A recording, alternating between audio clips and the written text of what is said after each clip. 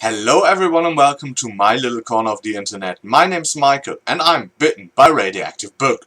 Today I want to invite you into the world of Dragonlance. Dragonlance is a mosaic series that was first published in the mid-1980s and ran until, I don't know, the beginning of the millennium, maybe even in the 2010s, but it's now like on hold. We will talk about why a little bit later. Within the overall Dragonlance series, I think we have about 200 novels written by a plethora of authors.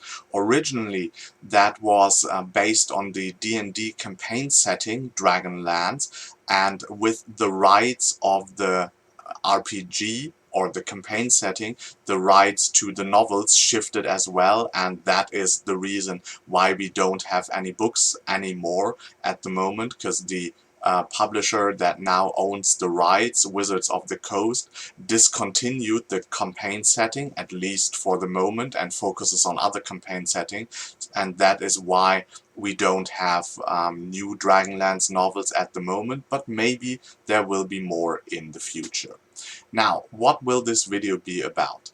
Dragonlance, as I said, with over 200 books, is very complicated to get into because you have to know a little bit about the structure of the world and of the narrative. And that is my goal with this video. I want to tell you a little bit about the different ages of Dragonlance, which are the core novels that drive the main narrative in each of the ages, and how to approach this series. So let's get started. First off, you can dissect the Dragonlance timelines into 4 separate parts. The first part is the War of the Lands. This is where you get started, and I will talk about this in depth later on. The second is called the Fifth Age, the third is called the Age of Mortals, and then we have another age that is like the classic world that plays before the War of the Lands starts. The War of the Lands in itself encompasses about 30 years, so the era, I don't know if it's right to call it like age, so the era is like about 30 years. The Fifth Age, which is like I think the smallest era, is about another 30 years, and then we have like the Age of Mortals, which is like everything from then on out. Now let's start with the War of the Lands. This is actually like the age where it all began, where Margaret Weis and Tracy Hickman wrote the original trilogy called the Dragonlance Chronicles. This consists of 3 books, Dragons of Autumn Twilight, Dragons of Winter Night, and Dragons of Spring Dawning. If you look it up, you will find 4 books. That is the first thing that is confusing about the Chronicles. There's a 4th book called Dragons of Summerflame. I will get to that later, but trust me, for now, you will start, or you want to start, with this trilogy.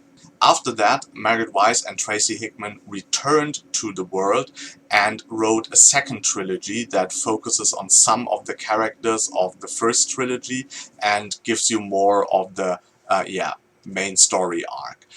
This is called the Dragonlance Legends, and it starts with Time of the Twins. Then the 2nd book is War of the Twins, and the 3rd book is Test of the Twins. So for now you have like 6 books in the main narrative. All of these were published within, I think, only like 2 years, between 1984 and 1986. Then there is like a huge time gap of publishing where a lot of the supplemental books, I will talk about those later, were published, and the world and the campaign setting was like finished. But then 10 years later, Margaret Weis and Tracy Hickman returned to the world, I think in 1995, and they wrote about a 2nd generation of heroes that came out of the events that followed after the Legends series, and there is like a standalone novel which is called Dragonlance: The Second Generation. and this introduces some new characters and links them to the older characters.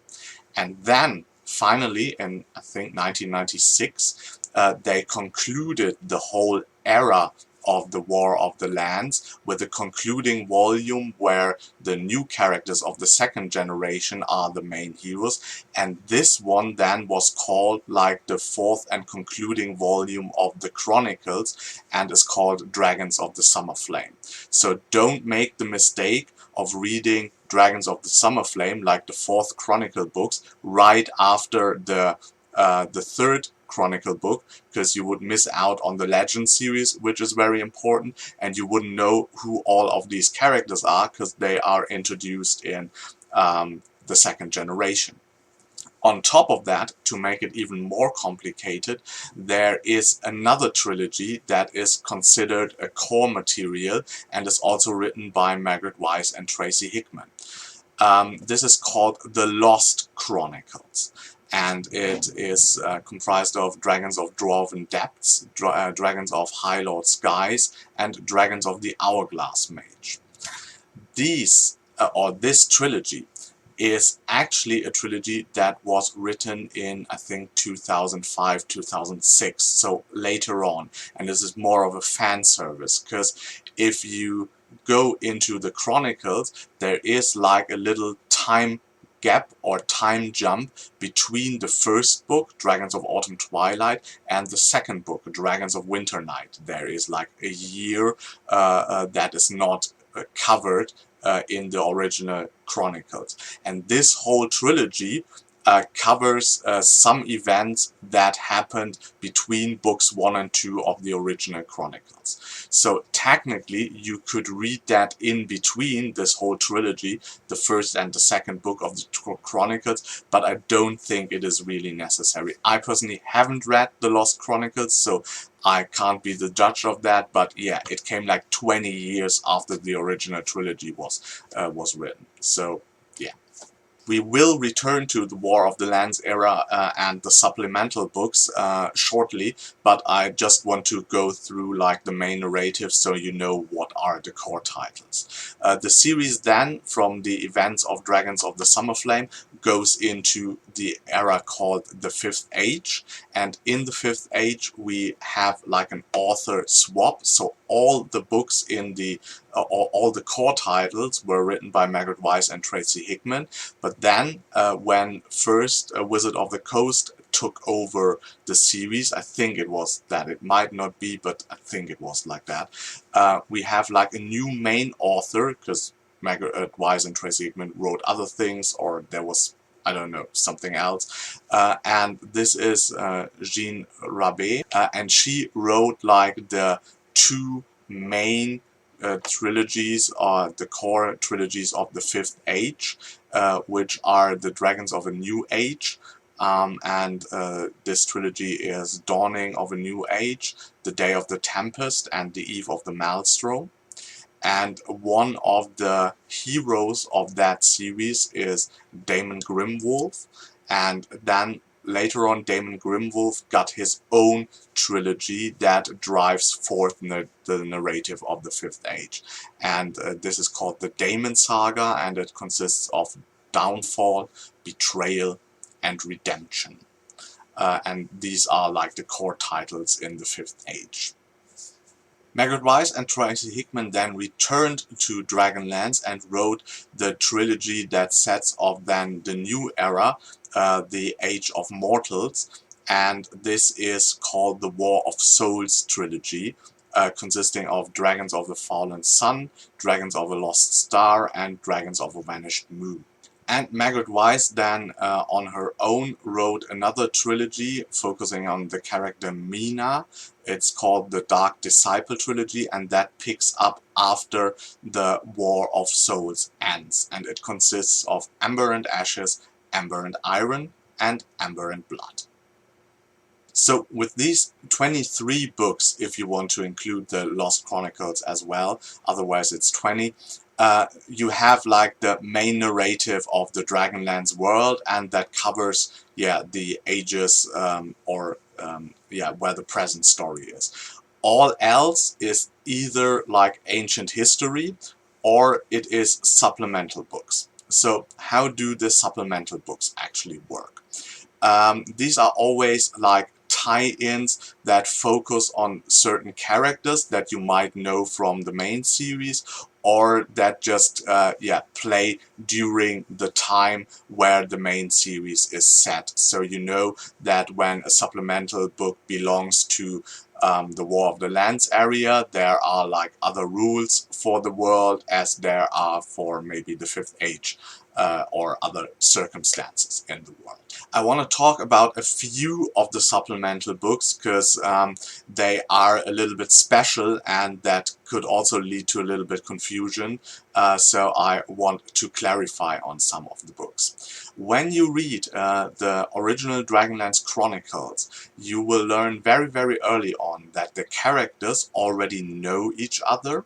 They had adventures in the past, and one of that adventures, that is all something that you are told very early on, so that is not a spoiler. And one of those adventures led them to make a discovery, and from that discovery they decided, oh, we need to investigate something in the world, and we need a few years, I don't know if it was like 2 or 3 or 5, and then we meet up again and compare the results we all got. And this is where Dragons of Autumn Twilight starts, where they meet up again to compare the results of their journeys. So all of that, what I just talked about, is something that happens in the past. So what the Dragonlance authors did was they covered that later on. So as supplemental books, you will have like a 6-book series called The Meeting Sextet, which is written by various different authors, and none of them are Margaret Weis and Tracy Hickman. And these first 6 books covers how the characters grew up or how the characters met the first time and when they made this discovery about the world. So that is a supplemental series called The Meeting Sextet. And of course, then there is another 6-book series which is called The Preludes, and this covers the time between agreeing to go on the journey and finding more out about the discovery and then meeting up again. So you have this Meeting Sextet, Preludes, and then actually the Dragonlance Chronicles starts. So if you would really say, okay, I really want to get into it like really chronologically, then technically you would add like another 6 books to the narrative and start with Kindred Spirits, which is the first book in the Meeting Sextet. I think it would be wiser to just start normally with the Chronicles, but as I know, there are always people that really like to start chronologically and not in like publishing order. I think you can do that as well. But overall, I would highly suggest to start and read with the core novels, and at least read the core novels of the era before you branch out into the supplemental books. Because some of the supplemental books are like really, really special and unique and won't make a lot of sense without the core narrative. For example, for the War of Souls, for the War of the Lands era, there is a series called The Villains. And of course, it's a 6-book series, and it focuses on 6 of the villains that we have in the Dragonlance Chronicles. Each book is a standalone and focuses on one of the villains. I read, let me see how it's called, The Black Wing, it's called, I think by Mary Kirchhoff. And it is focused on a black dragon that the characters encounter during the Chronicles. And so the Black Wing tells you the backstory of that black dragon. And the Black Wing, the book, actually ends exactly at that moment where the dragon meets the characters from the Chronicles. And if you would read The Black Wing as a standalone and would know nothing about Dragonlance, it wouldn't make sense, because then the story of the dragon suddenly ends and you don't know why and what happens next. So that one is a book that is only, or that makes only sense if you have read the Dragonlance Chronicles before and know what happens to the characters and to the dragon. Because then without that, the whole book wouldn't have an ending for you. So as I said, I would highly recommend to at least, if you want to get into some of the eras, I think it's fine if you have read like the Dragonlance Chronicles and the Dragonlance Legends, at least, and then branch out into the supplemental books for the War of the Land series. So, but how do you actually know where a book belongs? Thankfully, there is a great site called the Dragonlance Nexus on the internet. And I will link the site and mainly the page where you can see all of what I'm talked about, the different eras, which books belong to the core novels of each era and which books belong into the supplemental section. And so if you pick up a book, you know where it goes and which books belong to which era and which you can read and which ones you might wait with. Yeah, so that was a lot of talk about Dragonlance, but as you can see, it is a little bit complicated, a little bit confusing, and I hope I could shed a little light on how to approach the series, how to start the series, and if you have books now, you can look up where they fit and when you should read them. So, if you enjoyed this video, please hit the like button. If you want to see more of me, subscribe to my channel. And until next time, I hope you get bitten by a really good book too. Bye.